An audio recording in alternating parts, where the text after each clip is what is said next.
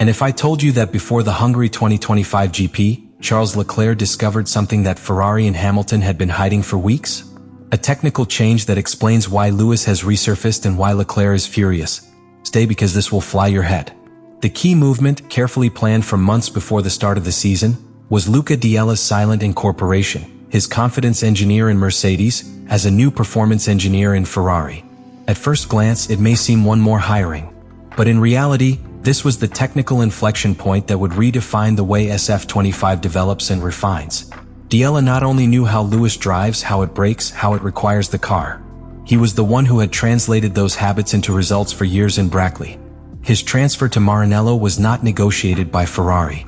It was required by Hamilton as a strategic condition for integration.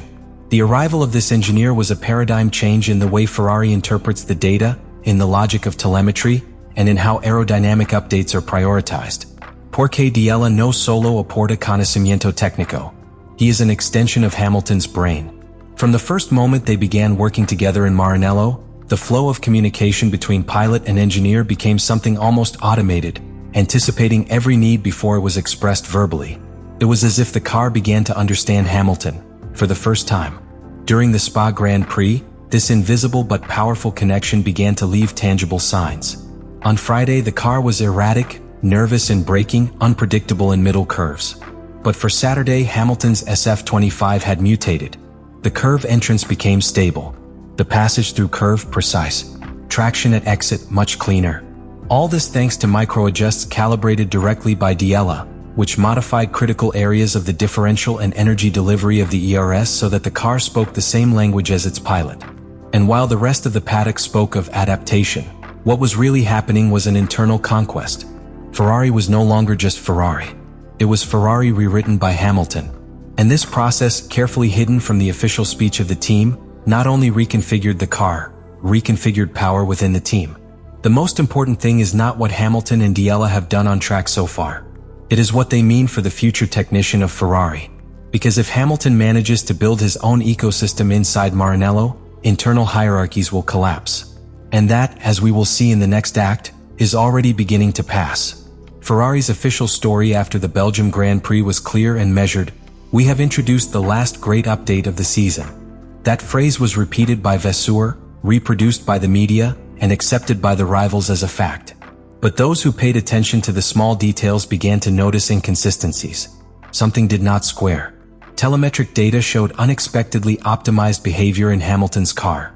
Onboard cameras revealed a car's response that did not match the limitations that Ferrari had been dragging since the beginning of the year. And there began to uncover what in Maranello wanted to keep hidden. The SF25 had received modifications that were not in the technical communications, not in the official reports sent to the FIA. Everything revolves around a key piece, the rear suspension.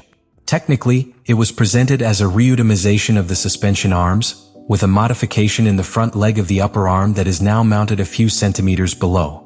But that description is just the tip of the iceberg. What really was done was to alter the support geometry of the car in medium and low acceleration, redesigning not only the structural stiffness of the system, but also the dynamic link with the flat background. These modifications, although imperceptible to the naked eye, allowed the SF25 to operate at a lower, more stable handling height, without causing rebounds or generating premature graining. What Ferrari did was execute a double technical modification layer. On the surface, they offered a small visible change to divert attention. In the background, they hid a redesign on the floor of the car, what is known as the underfloor, with new flow channels, subtle lateral deflectors, and a reinterpretation of the aerodynamic sealing with the asphalt. These types of settings are not shown in renders or discussed in communications, but they are the ones that separate a competitive car from one champion. In addition, these developments were designed exclusively to work in synergy with the new energy maps that DL introduced into the power unit. This is key. It is not just aerodynamics. It is how the electrical energy of the hybrid system is distributed along the return. In Ferrari, that calibration used to be optimized for Leclerc. Now it is recalibrating towards Hamilton. And engineers know it. For the Hungarian Grand Prix, which seemed like a car without further evolutions, it arrived with a completely redesigned background. There were no ads. There were no filtered images. Only subtle results that began to emerge in the simulation data and in the technical comments of the rivals. The SF25 behaved differently. but only when Hamilton piloted him. This silent evolution is not simply an improvement. It is an internal blow to the technical equity between colleagues. And while Charles Leclerc continued to receive generic versions of the SF25, Hamilton drove a car made to measure. Because not all improvements are the same. Some are designed to perform with a specific style. And when that style is yours, you have an advantage that the other pilot cannot replicate for more talent it has. In Hungary, that gap was going to become evident. But as we will see in the next act, Leclerc soon realized. And his reaction was not that of a resigned partner, but that of someone who feels betrayed by his own team. Everything changed in the days before the Hungary Grand Prix. Until that time, Charles Leclerc was still convinced that the problems he had been dragging were a consequence of his piloting style or a misinterpretation of previous updates. But that feeling began to break when he received the first cross reports of telemetry. They were not data that he requested. They were not complete reports. Only fragments, small details shared between engineers who, without realizing, began to turn alarms in their head. There were differences.